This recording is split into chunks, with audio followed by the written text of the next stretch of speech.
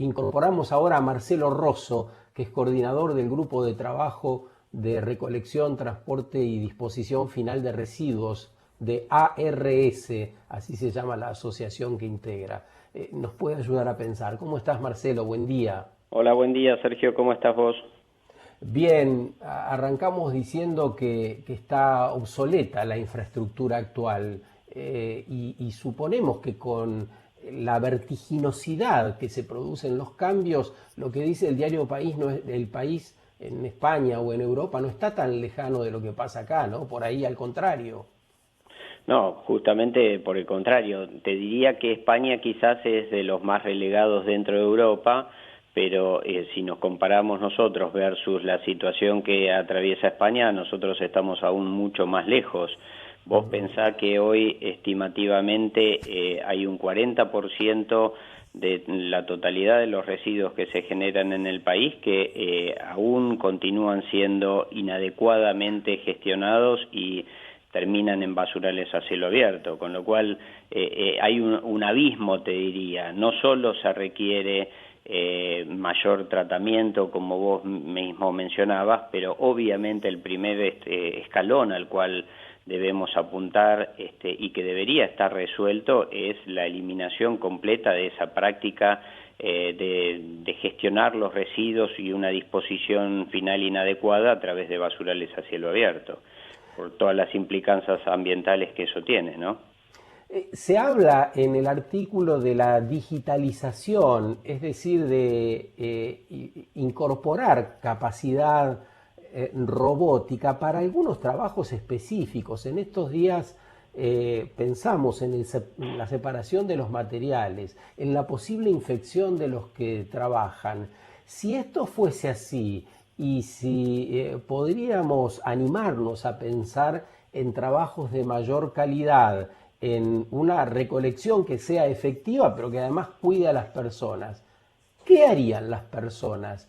¿Qué harían esas personas que hoy están haciendo ese trabajo que, partamos de la base, es un trabajo de riesgo, que posiblemente, digamos, analizándolo desde arriba, diríamos, este es un trabajo para las personas o para un robot? Pero si es para un robot, ¿qué van a hacer las personas? Bueno, es una cuestión sociológica importante a abordar. Es así como vos decías, hoy, por ejemplo, la actividad de separación de residuos está paralizada justamente por el potencial riesgo que conlleva esa actividad de estar manipulando los residuos. Recién ahora, en forma muy paulatina y a partir de protocolos muy rigurosos, se están habilitando algunas cooperativas a poder operar determinado tipo de corrientes de residuos secos y demás. Ahora, yendo a tu pregunta concreta de qué harían, bueno, el artículo plantea ya un escalón superador que es lo que se conoce como la cuarta revolución industrial o la industria 4G, ¿no? En ese contexto lo que se plantea es que no solo la gente no esté separando, sino que debería estar haciendo trabajos más calificados, quizás participando ya de la actividad no de separación, sino de valorización propiamente dicho de esos materiales en la industria productiva, es decir, trabajar directamente con la utilización y el aprovechamiento de ese material y su reinserción en el circuito productivo. Marcelo, ¿qué tal? Cruz Rox te saluda. ¿Cómo estás, Cruz? Un gusto.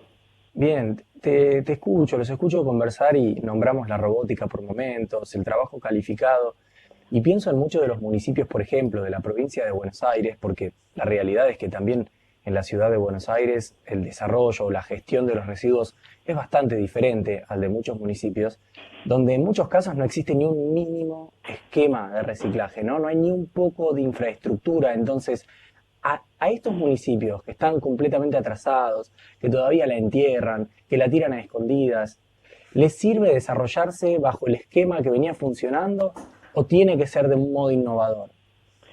A ver, la innovación hay que ponerla en todas las etapas de la gestión. Como vos bien mencionabas, la situación en nuestro país es absolutamente dispar de una comunidad a otra, de una provincia a otra. Dentro del área metropolitana de Buenos Aires, como vos bien mencionás, la ciudad de Buenos Aires o la ciudad autónoma está muy avanzada en cuanto a la recolección diferenciada de los residuos, tiene contenedores diferenciados para seco y húmedo en la totalidad del ejido de la ciudad autónoma de Buenos Aires, cosa que no ocurre en otros municipios. O sea, hay una disparidad muy importante. Y también concuerdo con lo que mencionaba Gabriela Soler de lo que es el ecodiseño, también digamos lo que se conoce como el análisis de ciclo de vida del producto. Es importante no solo la participación de la comunidad, de la sociedad, en cuanto a la adecuada gestión de los residuos. Lo más importante es no generar los residuos. Eso es hacia donde tendríamos que apuntar fundamentalmente, evitar la generación del residuo. Es decir, a partir de la utilización de menos packaging, como bien ella decía, de utilizar materiales más amigables y que después el producto pueda ser desensamblado y reciclado o reutilizado con mayor potencial. Es decir, si mezclas productos que después no se pueden separar o materias primas que después no se pueden separar, difícilmente lo vayas a poder reciclar. Eso después tiene que ser acompañado por parte de la comunidad industrial y por parte del Estado de llevar adelante programas de separación en origen. Acá también entra en juego lo que es la ley de envase, la ley de responsabilidad extendida de los productores. Es decir, esto es una acción coordinada donde toman parte todos los actores de la sociedad, la industria, el Estado, las personas, y de esa manera llegar a un círculo virtuoso que nos permite llevar adelante y desarrollar lo que es el concepto de economía circular. Pero hoy podríamos decir con claridad que sobran rellenos y faltan plantas de tratamiento, atendiendo la pregunta de Juan y un poco lo que venís diciendo, ¿no? Si vamos insisto nuevamente con la disparidad que hay en nuestro país, por eso te decía, pensá que hay un 40% de los residuos que van a basurales a cielo abierto, con lo cual en ese contexto están faltando rellenos sanitarios adecuadamente gestionados y bien diseñados y operados conforme la tecnología vigente. Ahora, para el otro 60% de los residuos generados, en los cuales está todo el área metropolitana y las grandes ciudades de nuestro país, efectivamente, como vos bien decís, está faltando capacidad de tratamiento. Pensá, por ejemplo, que en el área metropolitana, hoy por hoy se está tratando aproximadamente un 17% de los residuos, el resto está yendo a disposición final. En ese contexto sí es necesario nuevas plantas de separación, nuevas plantas de tratamiento mecánico-biológico, introducir nuevas tecnologías de digestión anaeróbica, waste to energy, es decir, hay un amplio espectro de tecnologías que son viables y se necesitan para llevar adelante una economía de la gestión de residuos orientada a la economía circular, como sucede Marcelo, hoy en Europa. Imaginamos que ninguna respuesta es tan lineal o tan simple, pero ¿a qué crees que se debe esta asimetría, digamos, en el desarrollo, en el esquema de la infraestructura para empezar a separar, para empezar a reciclar, para empezar a reducir? ¿Por qué sucede que tenemos en la ciudad, por ejemplo, tanto desarrollo y en otros municipios casi nada o nulo? Hay respuestas en el nicho donde te movés vos, donde se llevan adelante las discusiones. ¿Hay respuestas para esta asimetría? Mira, haciendo una respuesta muy simplista, te diría que la respuesta está dada en la disponibilidad de recursos. Es decir, gestionar residuos requiere recursos económicos, me refiero, ¿no? Y a través de recursos económicos después podés tener otros recursos, como podrían ser las plantas instaladas para el procesamiento. Pero básicamente cada etapa de gestión de residuos que vos vayas agregando en pos de hacer una separación en origen cuanto vos más separes en origen, es decir, mayor cantidad de corrientes residuales y de productos separes, mejor va a ser la separación y por ende mejor el resultado de la calidad de producto que vayas a obtener para reinsertarlo en el circuito productivo. Es decir, vos podés hacer simplemente una recolección secos y húmedos y vas a mandar todo lo que es el seco a una planta que se denomina MRF o una planta de separación, y ahí vos vas a separar lo que son polímeros, papeles, cartones, metales ferrosos, no ferrosos, vidrio, etcétera. Ahora, también podés hacer, como ocurre en muchas ciudades de Europa, separación diferenciada para cada una de estas corrientes, es decir, que vos tengas un camión que te recolecte solo papel y cartón, otro que te recolecte polímeros, otro metales, y otro, en algunas ciudades ya están separando toda la materia orgánica. Esa materia orgánica, por ejemplo, hoy representa aproximadamente entre el 35 y el 45% de la generación de residuos. Si vos haces esa separación en una calidad óptima, vos ese material lo podés destinar a una planta de digestión anaeróbica y con eso generar energía eléctrica y como subproducto de eso un material fertilizante o un mejorador de suelo. Pero todo esto que vos vayas adicionando implica mucha cantidad de recursos económicos que vos tenés que destinar. Y es por eso que, a mi modo de ver, hay cierta disparidad entre lo que ocurre en la ciudad de Buenos Aires y los municipios, tanto del conurbano bonaerense como del resto del país, ¿no? En estos días hemos practicado una especie de austeridad en el consumo de indumentaria, de ropa. Estando en casa nos damos cuenta cuánta menos necesidad tenemos de cambiar de pantalones, camisas, vestidos y demás. ¿Es mucha la ropa que va a la basura acá? A diferencia de lo que plantea en el artículo en España, en Argentina es menor la cantidad y coincido con lo que vos mencionás, que esta cuarentena es muy reveladora en muchos aspectos, ¿no?, del comportamiento urbano, sobre la reflexión de realmente qué son las cosas esenciales y qué es lo que vos necesitás y qué es lo que resulta superfluo, ¿no? Pero volviendo a tu pregunta, es mucho lo que se tira de residuos de indumentaria.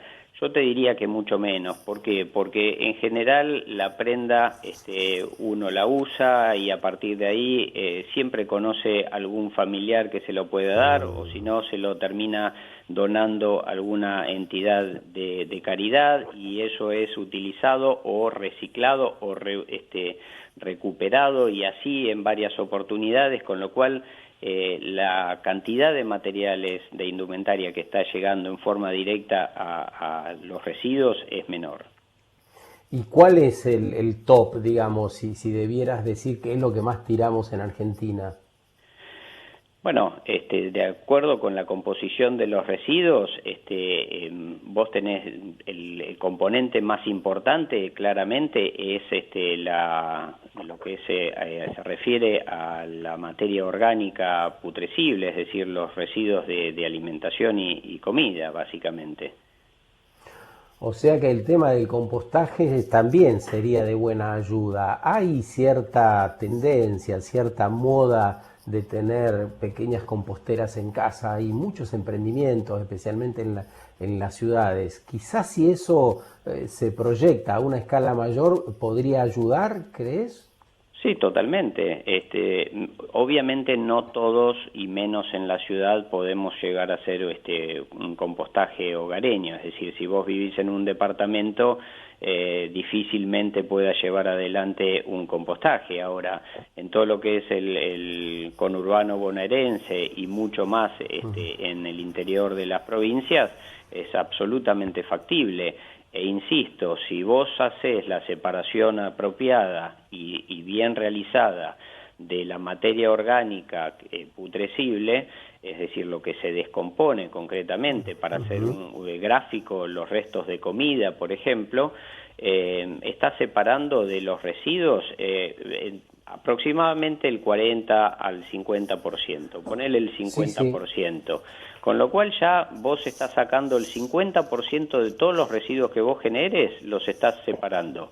Si a eso haces una adecuada separación de todos los residuos secos, es decir, todo lo que puedas hacer reciclable, que tiene potencial de reciclado, vidrio, papel, cartón, polímeros de distintos tipos, metales ferrosos, metales no ferrosos, ahí le estás sumando otro 20%. Con lo cual, la cantidad de residuos que te estaría yendo a disposición final es muy reducida respecto del total generado. Entonces, es tan importante concientizar a la gente y que la gente se comprometa en una adecuada separación, más allá de tratar de evitar la generación de residuos, ¿no? Lo tenemos al alcance de la mano. Todo es más simple a veces de la complejidad que le imprimimos a nuestros quehaceres. La posibilidad de separar, de reducir, de que las políticas públicas sean más claras y contundentes. Todo pareciera más simple cuando podemos comprenderlo y tenemos la voluntad, básicamente, de hacer un cambio y una verdadera transformación. Muchas gracias por el aporte, Marcelo, esta mañana. Un gusto. Que tengas un buen día. Que igualmente para ambos. Hasta luego, gracias.